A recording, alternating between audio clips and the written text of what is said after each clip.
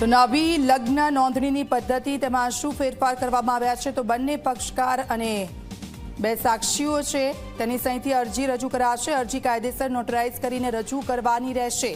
આ જે નવા સુધારા છે તે કરવામાં આવ્યા છે. સાથે જ બંને પક્ષે અરજીની સાથે ઓળખના પુરાવાઓ રજૂ કરવાના રહેશે. બંને પક્ષના લોકોએ અરજીની સાથે પુરાવા પણ રજૂ કરવાના રહેશે.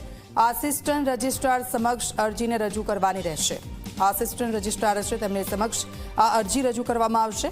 માતા પિતાને જાણ હોવાનું ડિક્લેરેશન રજૂ કરવું પડશે. માતા પિતાને જાણ કરી દેવામાં આવી છે તેનું ડિક્લેરેશન પણ રજૂ કરવામાં આવશે. વર વધુએ માતા પિતાના દસ્તાવેજો રજૂ કરવાના રહેશે. વર અને વધુ પક્ષે માતા પિતાના જે દસ્તાવેજો છે તે પણ રજૂ કરવાના રહેશે. આસિસ્ટન્ટ રજિસ્ટ્રારને ખાતરી થતાં માતા પિતાને જાણ કરાશે.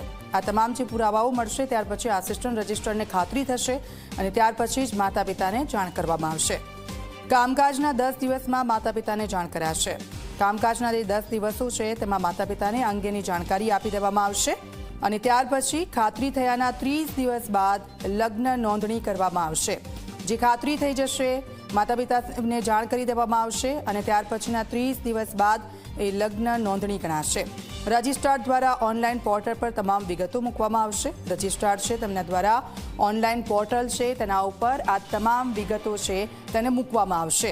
કાર્યવાહી પૂરી થતાં જ પ્રમાણપત્ર અને પક્ષકારોને આપવામાં આવશે. આ તમામ કાર્યવાહી પૂરી થશે અને ત્યાર પછી જ પ્રમાણપત્ર છે એ પક્ષકારોને આપવામાં આવશે.